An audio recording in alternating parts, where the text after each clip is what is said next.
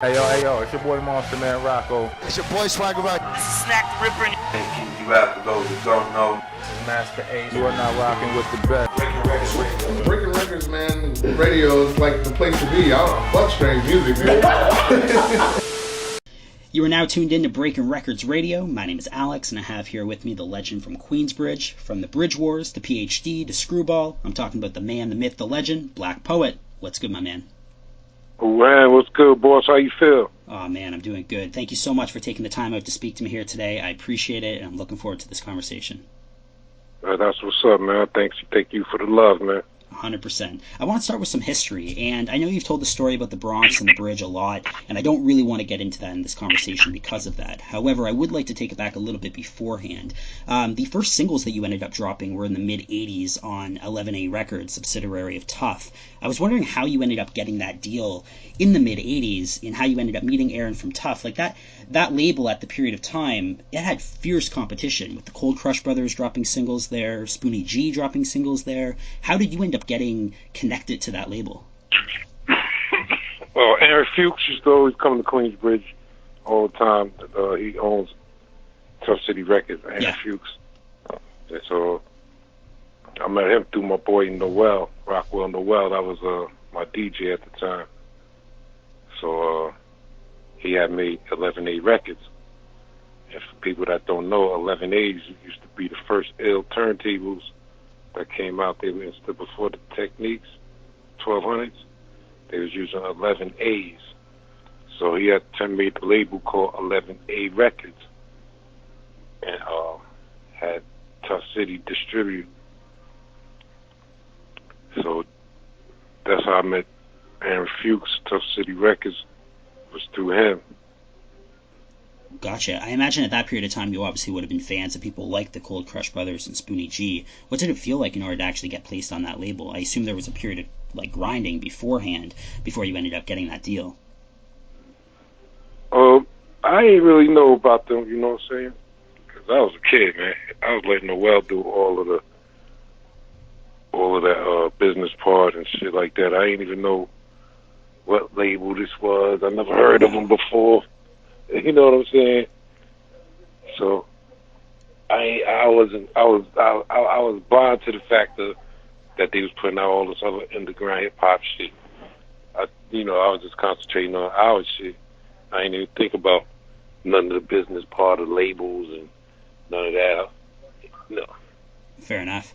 Were you already with Hot Day at that period of time as well? Had you already met him? Me and Hot Day, yeah, I knew Hot. He was still a kid too. We were still coming up, and he's teenagers.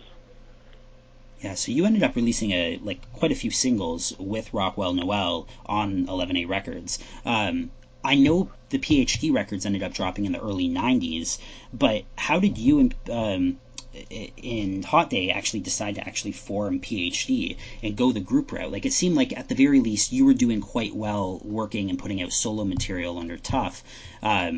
Why change directions and go with a group? Well, me and Hot Day got together after me and Noel had slowed down working with each other. So me and Hot Day got together and started working with each other. So, and we came out under Tough City Records too, me and Hot Day. Fair enough. Yeah. Came out under Tough City too. So I was still working with Tough, even with PhD.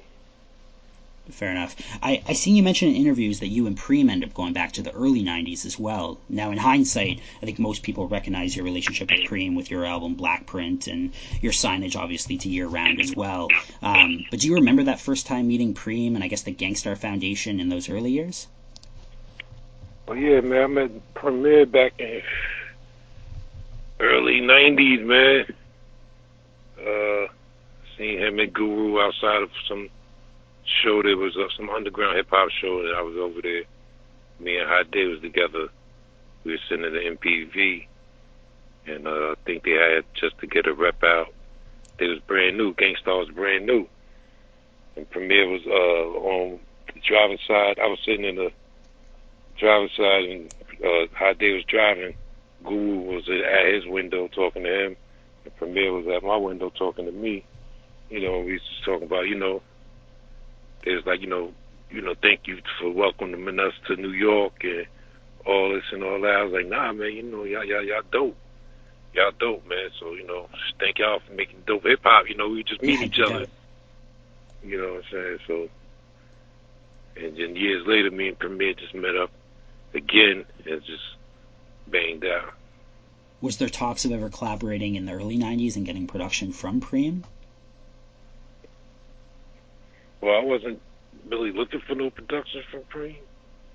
We always said, we're going to work together one day, But back then, I was just working, I wasn't even thinking about, let me get a beat from Premier. And I was just making my own hip-hop, Yeah, gotcha. And at this period of time as well, you were just known as the Poet. You had a line in the early 2000s on that 12-inch Poet Has Come where you said, year-round's the label, the logo's the calendar, I'm Black Poet, destroying all challengers. That was, I think, the first time that I ever heard you kind of reference yourself as a Black Poet.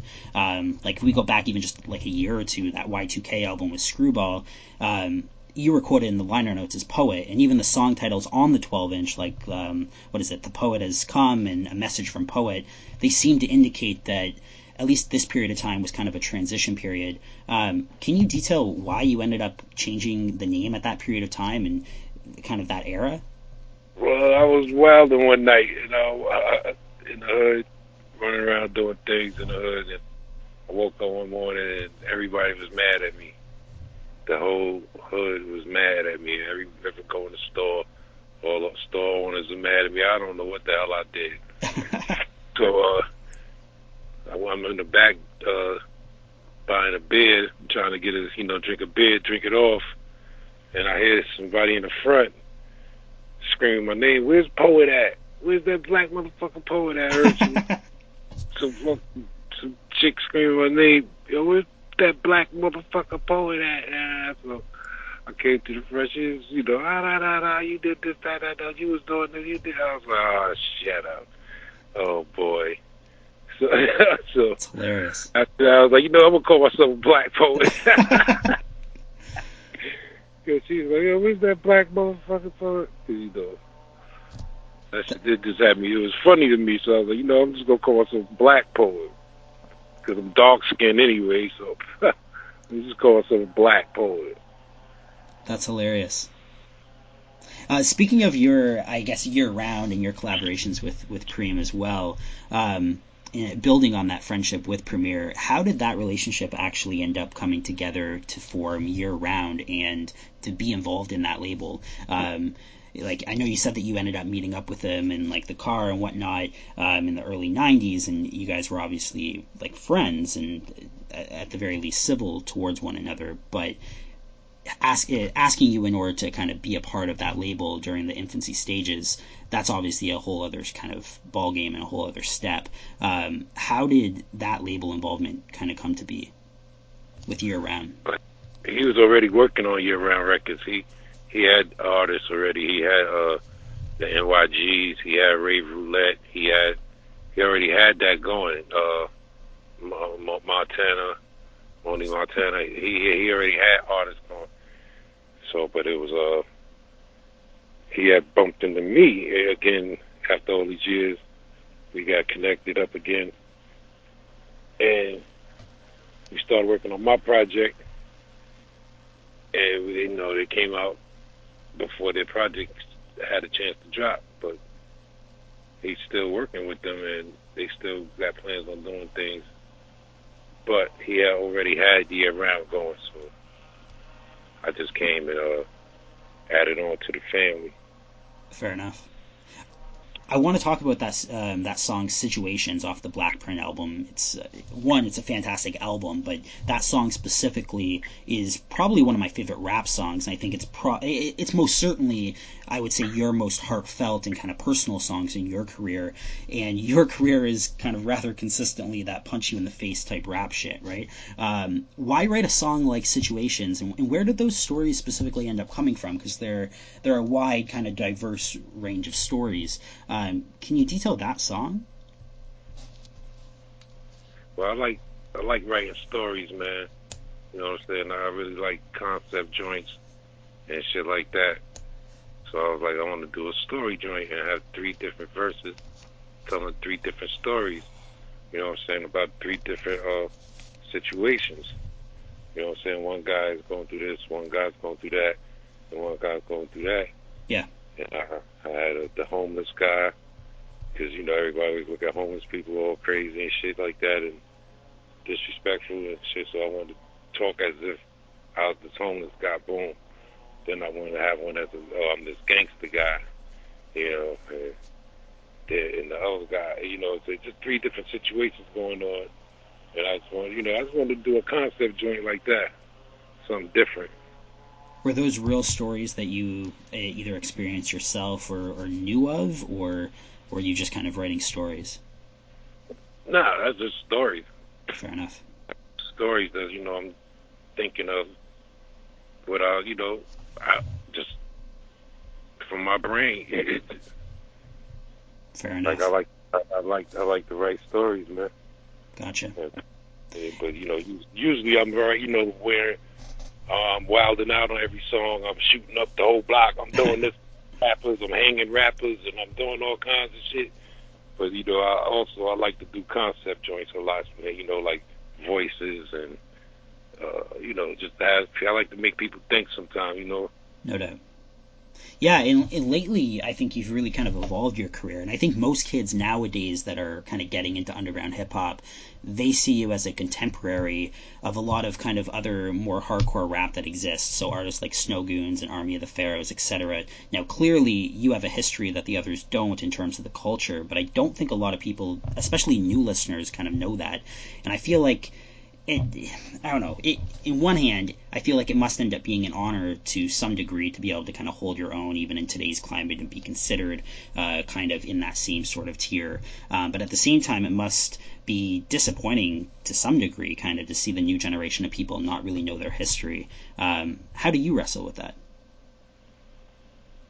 The way, man, I just got to keep hitting them with my flavor, so they can hear it, you know, amongst all of the shit that's out there. You know what I'm saying? That's another problem. Like, the veterans ain't coming no more. Like, the veterans ain't coming with their shit no more. Like, they're not dropping no more. They're not dropping joints no more. Like, I used to be inspired by listening to Kuchma rap, listening to Kane, Rakim, you know, Slick Rick, and, you know, EPMD, but they're not dropping no new shit. These guys, all the dope motherfuckers that we used to listen to that made us dope are not dropping no shit. Yeah. 100%. So it's like, where are they? You know what I'm saying? They gotta drop. They gotta come out. Everybody's doing their thing, I guess, you know, but nobody's dropping. You know, so my whole thing is how I deal with it is I keep dropping and keep hitting them with my flavor and letting them know this shit is out there. The hardcore shit is out there. You just gotta search for it. Yeah, it's fascinating that your career has evolved, I think, to this point where you're still active in the game, but it doesn't feel like you're past your prime in any way. So you have artists like, for example, let's take a great example that I think is a great duo, but that's Onyx, right? So Onyx is still putting out material, and I love the new material that Onyx is putting out, and I wouldn't say they're past their prime, but it does feel like they're kind of like OGs that are coming back and doing like a next wave of their artistry, whereas you, it feels like you just kind of fit in with that whole new camp of artists, and the music that you end up putting out feels so naturally current and active. It doesn't feel like anything that's kind of like this throwback kind of sound. I think even like Kool G Rap and his albums over the last little bit, it feels like it's a veteran that's kind of stepping up and doing new material. Great material, but at the same time, I think your position's a little bit different. Not necessarily a question, but I do commend you for that. Yeah, man, I try to stay raw, man. Like, I ain't trying to change too much, you know. I'm just trying to stay raw, man. Stay relevant. Like, you know, the G Raps and the Onyxes, you know, them niggas, they was in a part of a big machine at one point. So they got ran through the system hard. So it's like, you know, now it's like, yeah, you're right. They are some OGs trying to make a comeback, you know what I'm saying? So I ain't really been through the major machines like that. You know what I'm saying? So people are still like getting the load of me. You know what I'm saying? So it's not, and the people that do know me already know how I'm coming, and the new people are just like feeling me out. 100%. And I think the production and the people that you're working with nowadays, let that be like Stu Bangas and Vanderslice or Snow Goons or anybody else that's kind of in this current kind of wave of that hardcore hip hop, I think it gives you a really good look in terms of the music that you end up making, and I think it's crafting a lot of new fans as well. Because the albums that you've been putting out as of recent have been absolutely amazing with top tier production, which is something that you just don't see from a lot of these again quote unquote legends that are putting out new material. I think maybe Onyx is an exception with that, with the Snow Goons produced shit. Yeah, man, I think they're gonna keep dropping, man. The whole thing is like, you gotta give new producers a chance. Like, yeah. when Stu Banger hollered at me, it's like, yo, Poet, I want you to do a project with you, boom, boom, boom. I was like, all right, cool. You know, we worked out the business, and we knocked it out. You know, and now he got a nice little name going, so now he's doing his thing. So the whole thing is to give the new dudes a chance. Like, you know what I'm saying? You gotta give the new dudes a chance, the new up-and-coming producers. Give them a chance. Let them see what they got. If they want to work a project, work a project. Drop some fire. 100%. You know what I'm saying? And that's how we keep this shit going, man. So what are you currently working on right now? I'm working on a whole nother project right now. Right now I got Simon Phoenix just dropped. That's out right now on Bandcamp. Everybody go get that. Simon Phoenix, that's the new joint. Produced by the Blaq one himself. And, you know, that's a hardcore journey through the hardcore. You know, I'll just try to give a hardcore vision from me coming back into the, you know, with this new album and looking around and seeing how everything's changed and how everything's like corny now and soft. And I'm waking up out of my sleep and it's just like the Demolition Man with, Arnold Schwarzenegger and not Arnold Schwarzenegger. I'm talking about Wesley Snipes and my man Sylvester Stallone. That's where I got the whole concept from. You know. Gotcha. Phoenix. You know, he woke up out of his out of a frozen prison and everything. He went crazy. And that's how I feel about this hip hop shit. I'm just waking up out my frozen prison from the 90s, and I'm looking out, seeing what's going on here. I'm going crazy. So that's what's out there right now. That's that Simon Phoenix. Go cop that. Boom. And right now I'm working on a whole nother project. Me and Comet, my man Comet, my partner in crime, we're working on a whole nother project together coming soon. That's fantastic. Cataclysm. Comet got his project out right now. It's called Cataclysm. That's out. It's popping. You know what I'm saying? And me and Comet got a whole nother project, Smoke. That's out there right now. That's out popping. And we got Mad Screws. That's a whole nother project. That's out and popping. We got a lot of projects that's out there that people gotta check up on, man. And we got some more treats coming to you too, man. That's another thing, man. You can't just drop every year. You gotta drop a few times per year. You can't just drop an album a year, no more. You know what I'm saying? That's another thing, man. You got to drop a few projects per year. So yeah, it's fantastic. I'm glad you're staying busy. Like I said, the material that you put out over the last few years, last 15 years, probably, well, your whole career I'm a fan of, but I think you've just kept getting better and better in terms of writing and your style, your delivery. It sounds more polished, but it still sounds raw. And I've loved everything that you've done. So I'm really excited for any kind of new future material that you end up putting out. I assume there's going to be like full physical distribution and whatnot for these projects as well, even if it's independently released, I guess. But you are planning on doing like CDs and vinyl and whatnot for these projects? Oh yeah, man. Everything has to come out quality, and everything has to be, you know, people want it. It depends on the demand on certain projects. Like I'm saying, we're going to try to flood the game. Now, we can't flood the game with mad CDs unless the CDs are going to be purchased. Fair enough. You know, So we gotta make sure the demand is there before we do all that. But it's definitely gonna be there for the air, and it's gonna be available somehow, some way for the people. But the whole thing, get it heard. What about tapes? Have you went down the kind of venture of pressing tapes?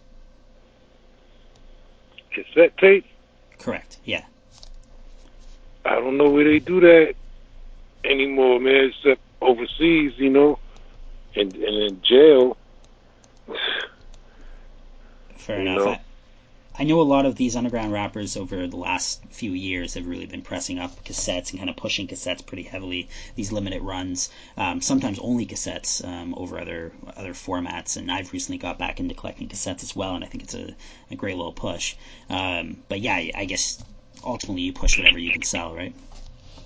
I mean, I'm looking at hard drives. You know what I'm saying? They got the new things now, you know what I'm saying? The little hard USB drives. sticks, yeah. USB sticks, pardon me. I'm bugging. Yeah, the USB sticks with your logo. You know what I'm saying? The screwball logo, screwball shaped USB stick. Stick it in there, you got the album, boom. And you got something physical. Like, people want something physical. That's what's missing these days. Ain't nothing physical for the people to grab and listen to. Like back in the days, to grab an album, look at it, read the credits on the back, and all that, and cherish that and put that somewhere. Nowadays, there's nothing for nobody to cherish. It's just it's a click on the computer. It's nothing physical to look at and touch and feel. Yeah, I find not only do you cherish the project more if it's on a physical format, but it also encourages repeat listening. So rarely will I end up going through my hard drive on the computer or even through like iTunes or Spotify or anything of that nature, and very rarely do I go back and I play kind of random stuff that's not really on my mind. Whereas so often I'll be looking through my shelves and I'll pull out a record or I'll pull out a CD and be like, oh shit, I haven't heard this in forever. And then I'll put it into the car or I'll put it on the player, whatever it ends up being. But I listen to that music again and again, and even if I go a year without listening to it, I'll return to it eventually just because I have that physical format. Whereas if it's digital streaming, it's eventually just gonna be forgotten about. So I definitely encourage the physical formats. Yeah, something physical. I agree. So where can people find you? You mentioned the Bandcamp, but besides that, where can people find you to kind of stay up to date with current material and what's currently coming out? Well, I'm on Instagram, BlackPoet_QB. Facebook on Blackavelli the Don. We on Twitter, Black Poet. That Screwball on Twitter. We all over the place, man. You just got to go hunt for it, man. It's like we ain't got money to put no damn make a commercial. Fair enough. We gotta promote hard on this internet thing.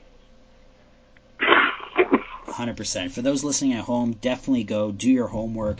Listen to all the shit that you have done under Black Poet, under the Poet, PhD, Screwball. Listen to it all. All the material is super fucking dope, and I'm sure coming out, the material is going to be dope as well. So definitely stay on the lookout for new material. Again, man, I can't thank you enough for taking the time out to speak to me here today. I appreciate it. I'd love to have you back on going forward whenever you do end up having new material to go over. Like I said, I'd love to speak to you again. No doubt I'm here, man. Thank you for the love. You heard? All right. You have yourself a wonderful day. You too. Peace.